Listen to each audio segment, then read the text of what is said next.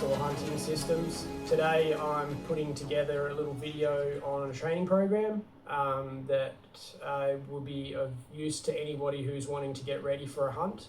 I personally use this program myself in preparing for the first hunt of the year. So I hunt seasonally. I don't generally hunt much in the summer months. I don't do much shooting in the summer months. And so the necessity for me to conduct a training program, a practice program before my first hunt is absolutely necessary, because I need to get my confidence back in my shot. So yeah, this is a month-long program that I'm going to be sharing with everybody. It's going to apply to perhaps a new bow hunter. If there's somebody that has a new hunt or their first hunt coming up and they're wondering how they can prepare for their first hunt so that they can be confident going into a situation that they're not sure about, this is for you. So this will definitely work if you're that kind of person. Maybe you're an experienced hunter and you just don't have much structure when it comes to your practice, and you'd like to adopt some or get some sort of direction as to how you would be putting together a training program for your shooting. This would also be beneficial for you as well. Obviously, if you're someone who hunts a lot, that field experience is going to be extremely beneficial to you. But if you just like not getting much out of your practice at home, and perhaps you feel like your shooting ability is not as crash hot as it could be, this is definitely going to also apply to you as well and be of some benefit. If you're a rifle shooter, some of the concepts that I'll be going through with this training program would apply to you as well, but not necessarily the target itself.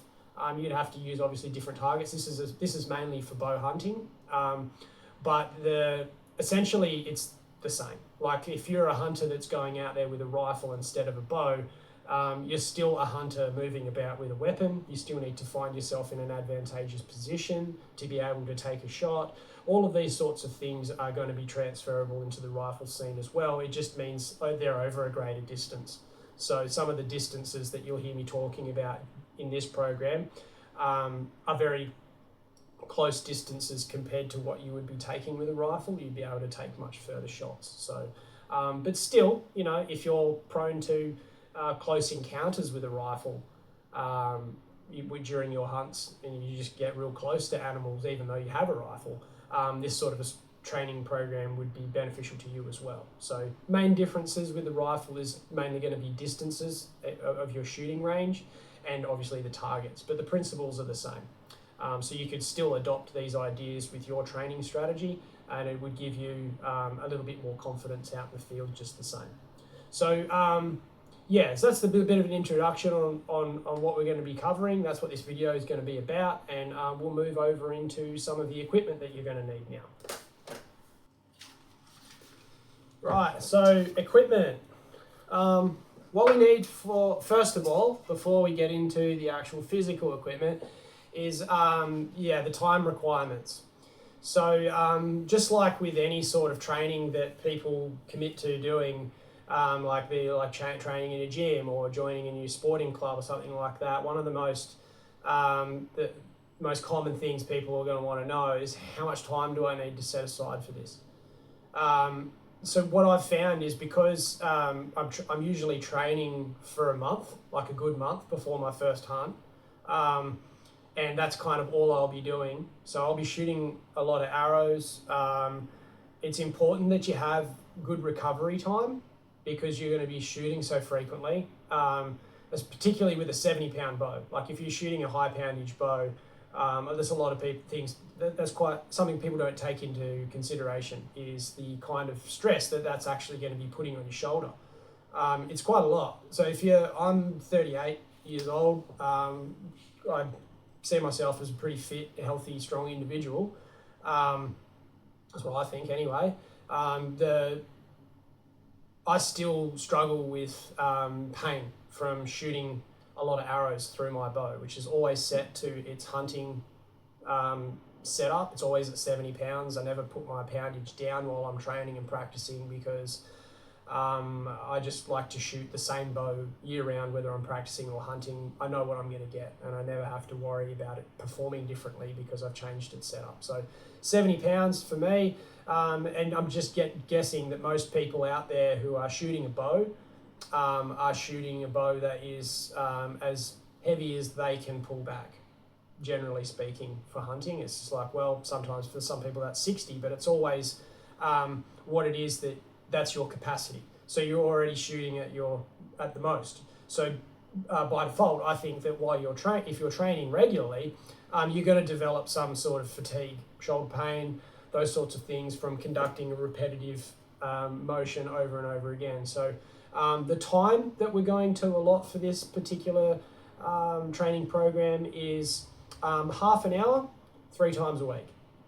So, and that's it. It's not shooting every single day, but I've selected those amount of days to fit within the week. So I'll generally make them a Monday, Wednesday, Friday sort of a deal, and I have the weekends to relax and recover. Definitely not wanting to shoot every day because I want it to be a time constraint that I can stick to. If it's just half an hour on those days, that's not very much. As well, you have to think, if you're not shooting at home, maybe you've got to go and you've got a range somewhere else that you go to. Actually training for only half an hour is going to be beneficial, because that might mean that, well, my training, the place where I go to shoot at might be half an hour's drive away. So that turns half an hour training into like an hour long ordeal, or an hour and a half long ordeal if you're traveling half an hour to and from, with a half an hour of training. That's half an hour is an hour and a half. So in your day, that's a fair chunk of time, particularly if you're busy, particularly if you're training after work or before work. You've got sunlight constraints. You're wanting to make it something that you can stick to. And I found if I'm training at home, a half hour window is great, because I don't have to drive anywhere. It's just out the back. So I can go shoot out the back for half an hour.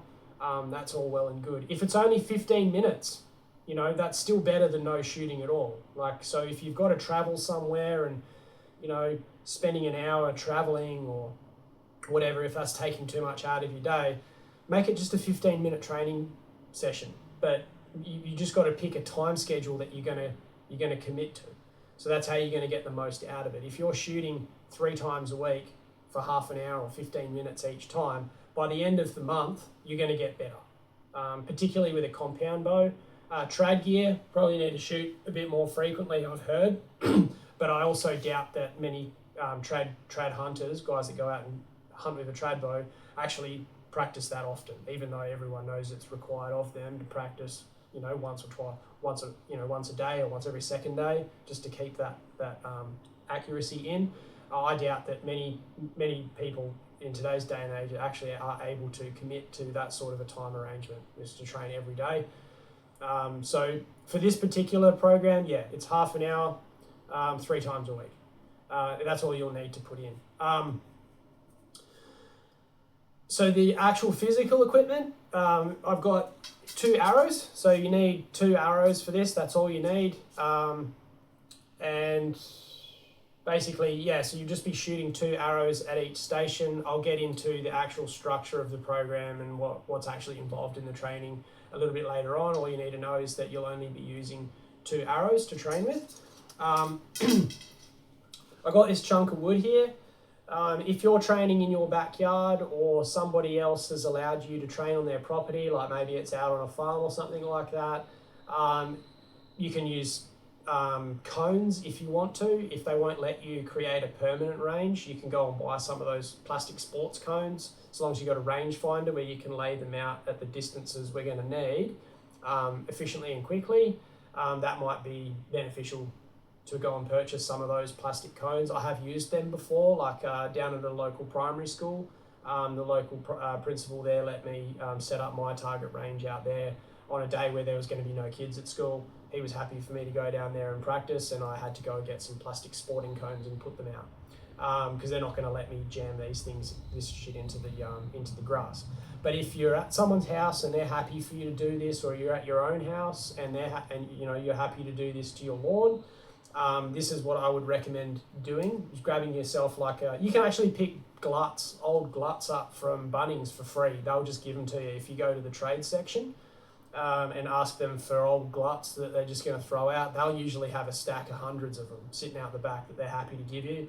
You don't even have to pay for them. But just like chunk of timber, square timber like this or whatever shape, doesn't matter if it's like a 4x2 or something like that, and cutting it on an angle like this, and then flat, like maybe that deep, right? So maybe it's like 100 mil long, and then just cutting it straight. And then the next one you would cut on the angle again. So essentially you would end up with two pieces like this, with a flat point on the top and an angled surface on the bottom. And these are going to be lawn markers. So you would walk them out with a rangefinder and measure 5 yards in 5 yard increments, all the way out to 35, 40 yards or whatever. However far your maximum ethical hunting range is for this particular program. So if it's like I won't shoot my bow past 35 yards, for instance, well then the furthest cone or the furthest marker in the lawn that I would want would be at 35 yards. And I would put markers in the ground every 5 yards, from 5 all the way through to 35, or 10 all the way through to 35, depending on how many stations you're going to want. So I think for me, I just have one at 15 yards. So 15, 20, 25, 30, 35. I just have that many markers and set up in the lawn. And then I go ahead and once they're hammered down into the grass, I just got some chalk spray from Bunnings, whatever colour you prefer, and then you just paint all on the top of the square there, so you've got some markers. And then you don't need to for the rest of your training sessions, you won't need to use your rangefinder. You won't need to measure anything. You can just go out there and you've got your range set up. You can mow over it, all that kind of stuff. You just whip a snip around where the markers are, because they sit flush with the lawn. And that's just a really handy way to set up your range. The other thing is the target. So I'll just drag old matey over here and run through with you guys what I use. This is like a target that I've made myself using these sort of like EVA foam mats. You probably would have seen this target in some of the other videos I've put up on the physics of bow hunting. It's exactly the same target, as a matter of fact, but this target has a dual purpose. So on the back, I just put a line, and how I draw these lines is I just use a blowtorch, and it gives me like a 2-inch wide strip, right? And I use this for sighting my bow in, so I can get my left to rights using this, or I can turn the target this way and get my elevations for setting your pin sights, all those sorts of things. So it's really handy for that. I just use that for sighting my bow in and checking that everything's right. Occasionally, I'll just shoot it a line to see whether or not it's all still set up correctly. But the other side is actually what I use for this program. So what I would say to everyone out there who's practicing and shooting at targets at home is that your target, if you're shooting at a bullseye, is just not the same picture that you're going to be getting as what you're going to. It's not the same as what you're going to experience out in the field. And I've quite heard it said on all over the internet really, that when you're hunting, when you come up against an animal for the first time, there's a lot of people say pick a spot on the animal, pick a spot. Well, how do you know which spot to pick, right? I myself have had this sort of an issue when I first started hunting, and now I know, having hindsight, that it would have been far better for me to learn early on where on the animal I should be aiming, right? You want to aim for the vitals. And this is probably another thing that you've heard people mention when they're giving advice on where you should be aiming on animals. You want to aim at the vitals. So whatever, you can't see the vitals though on an animal. There's no target There's no target for where the vitals are on an animal. So you kind of still need to know where on that animal the vitals are. And the only thing that you're exposed to out in the field is the silhouette of the animal. That's all you get. You don't get a location on the animal, you just get the silhouette of an animal. So I've found actually when I'm practicing at home, it's far friendlier for me to aim at the shape of an animal's silhouette than any particular part on a target. Okay, so aiming at any particular part on a target seems to be what gives myself and other people target panic, because they make the borders of the spot that they're aiming on smaller than the actual frame of the animal, and so they want to keep their dot, their aiming point within those smaller borders, and that's what generates this target panic situation. But when you hear people that have given you recommendations to do blank bail shooting because it fixes target panic, what we're playing with here is kind of like the same psychology as what I'm trying to say in how you should be creating an actual training surface yourself. Is you don't really want to have a bullseye, so to speak, but you kind of want to inherently know, if you're a hunter, where the vitals are, so that you can make some assumptions yourself based on whether or not it would have been a good shot or a bad shot. Okay, so for instance, what I've actually created here is the underside of what would be the space beneath an animal's belly, right? And I've just done that with a blowtorch. I've just blowtorched a big square in at the bottom here. And these two columns of grey matter represent the legs. And I'll get into this in a second. They're not the front legs and the back legs. Just think of these as the legs, right? And this surface up here represents the animal's body. Now, by nature, because of this target, this area that I've got to aim at is actually smaller than any of the animals that I'm going to hunt out in the field. So it's demanding more accuracy from me because it's quite a small animal to aim at compared to the body of a goat or a deer or a pig or anything like that. Unless they're a small goat or a small pig or a small deer. If they're smaller than this, they're a baby.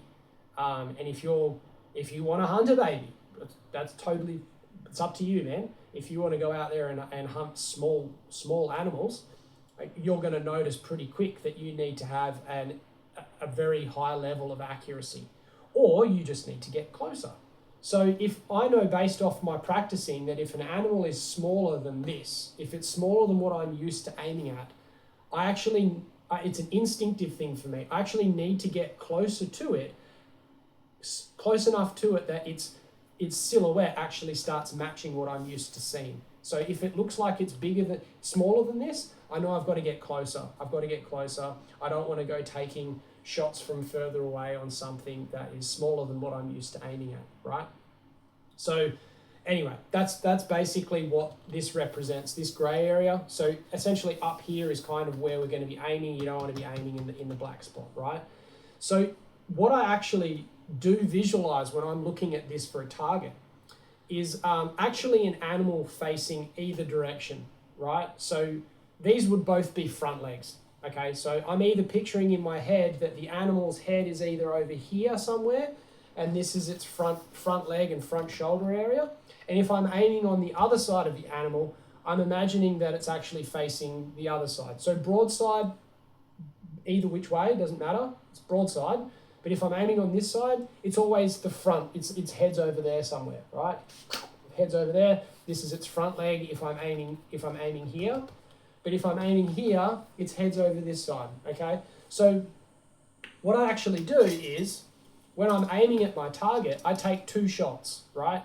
I take one on this side, standing, and I take another shot on this side with my second arrow from a kneeling position. So I take, at each station of my range, I take one standing shot, one kneeling shot, okay? And if you wanted to get creative with this target placement later on, you can actually place them quartering on or quartering away, whichever way you want. It's all about how you actually picture that animal. So if it was quartering to, that means its head would be here and we'd be aiming in that front shoulder area there. And also, depending on where it is that you actually want your bullseye to be, maybe you want to be hitting the actual shoulder and not just behind it, like I do. So I actually am picturing this being a front leg, right? And I personally aim in the crease. I aim in the armpit and so I aim in the armpit, so around there somewhere, okay, which is actually just back from the shoulder. But if you're a person who likes to aim at the shoulder, I mean like through the meaty, bony part of the shoulder, then basically all you need to do is decrease the size of this part of the target, that gap, and put like a little black line here. So you just need to move those legs in and then add like basically another black square on the side of both sides, right? So that moves this over a little bit more and you can actually aim at the shoulder.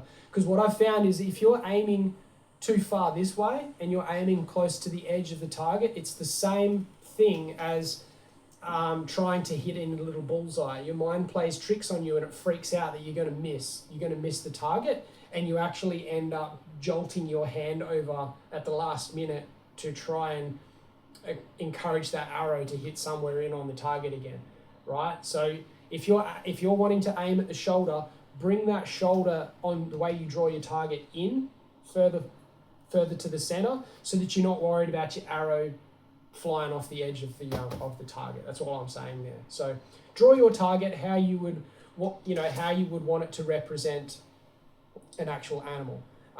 It doesn't have to have one on both sides if you don't want to. If you're happy shooting two arrows into the same spot, you might just draw this so that it's only got one leg, the front leg, yeah, and it's like that, so to speak. So you're just imagining one leg, one shoulder, and imagining it just sort of facing one way or facing the other. Actually, that's how I'd probably set it up if I was wanting to shoot at the actual shoulder and not just behind it. That's how I would set it up. I would just have one leg column sticking up in the middle with two bits of black on either side of it indicating a miss. So if you hit the black, it's basically the same thing as, my arrow went under the animal and I missed it, yeah?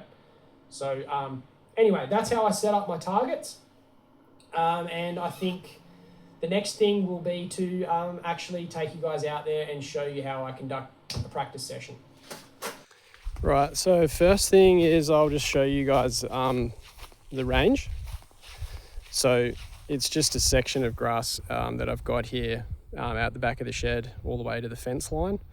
And I've gone ahead and put those little blocks of timber in the grass at 5 yard increments. So that's 20, 25, 30, and 35. So now we've got our range sorted out, we can move into how we're going to conduct the program. What we're going to do is we're going to start by taking shots at our furthest peg. So as I've said before, whatever your maximum ethical hunting range is, that's the distance that you'll set your furthest peg at, and then coming back in 5 yard increments all the way back into, say 10, 15 yards. So however many pegs you set up is how many stations you'll have.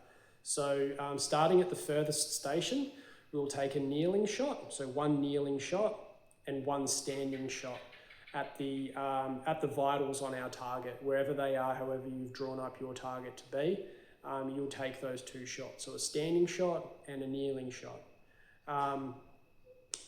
And then once you've taken those shots, you'll go out and you'll pick up your target and you'll move it to the next station, right? So the next peg closest to you. Then you'll go back and you'll take another two shots. So one standing, one kneeling, and you'll repeat that process all the way through until you get to the closest peg. So that's like 10 yards, and then you would take a standing and a kneeling shot. Okay, then what you'll do is you'll start again, but moving backwards, right? So you'll move the target one station further towards the furthest. So one station further out, Then you'll take another kneeling and a standing shot, move it further again, kneeling, standing, all the way to the end. Like I said as well, if you get bored with that setup, you can actually change the orientation of your target to present a quartering to or a quartering away shot, however which way you want to look at it, and take both a standing and a kneeling shot. The reason why we're taking so many kneeling shots is because standing shots, they're not that common in a normal sort of hunting environment.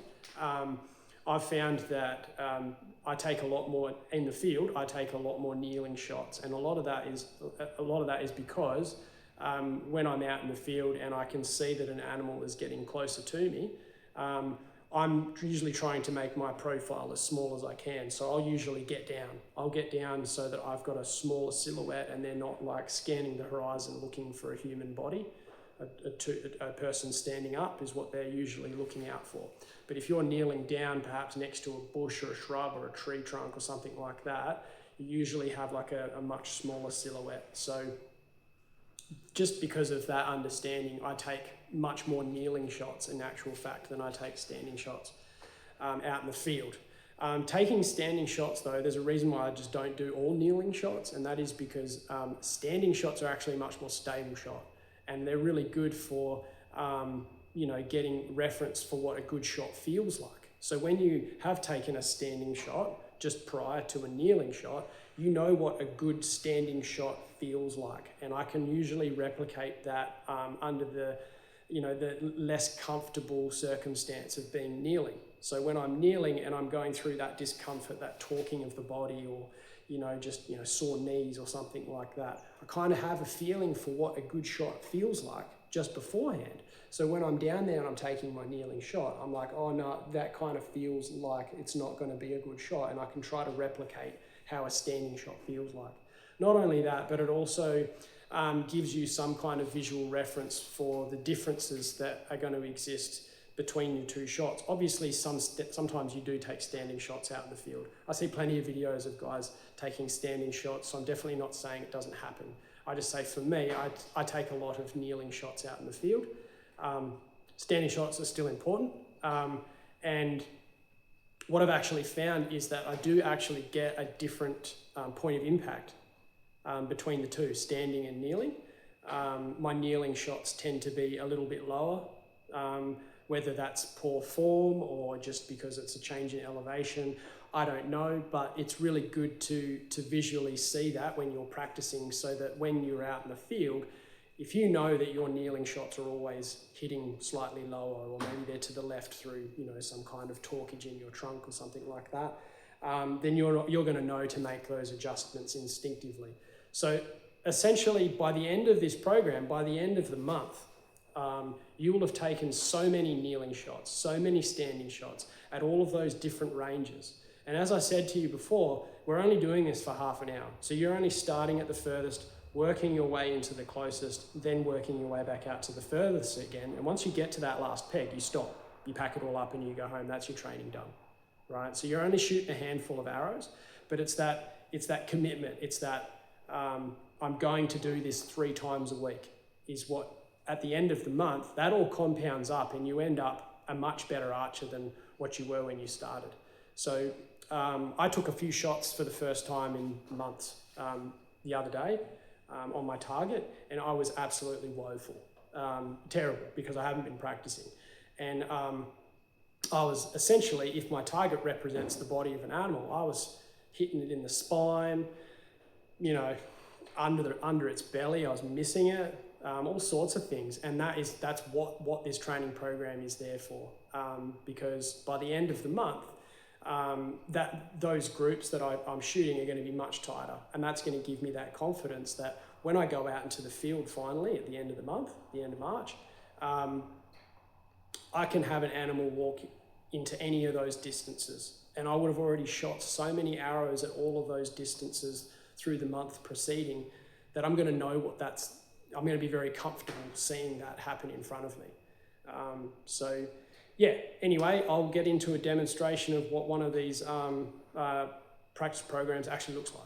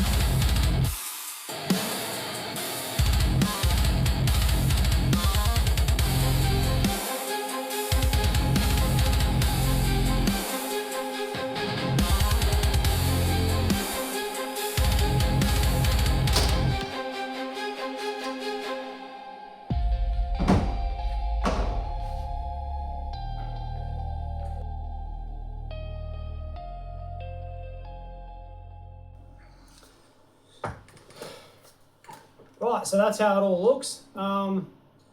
Yeah, again, like the benefits of training like this is that the idea is once you actually get out in the field and you know, that situation occurs where an animal is standing broadside or, you know, quartering away or quartering to, however you set your target up at each one of those stations, and at all of those different distances going out to in 5-yard increments all the way out to your maximum ethical range. It's just going to ensure that whenever an animal does present itself to you in that fashion out in the field, you've kind of got that experience already there. You've already seen your target face in the shape of an animal presented to you in that exact way at those distances so often that when it presents to you out in the field, you're going to have that confidence that you've already done it standing or kneeling at any of those different distances so that many times. It definitely does make you a far more confident shot. To the point where like I don't really need to range anymore out to those distances. Like a rangefinder always is there in my pocket to sort of help me out to my maximum ethical distance, to sort of just to verify exactly how far away things are.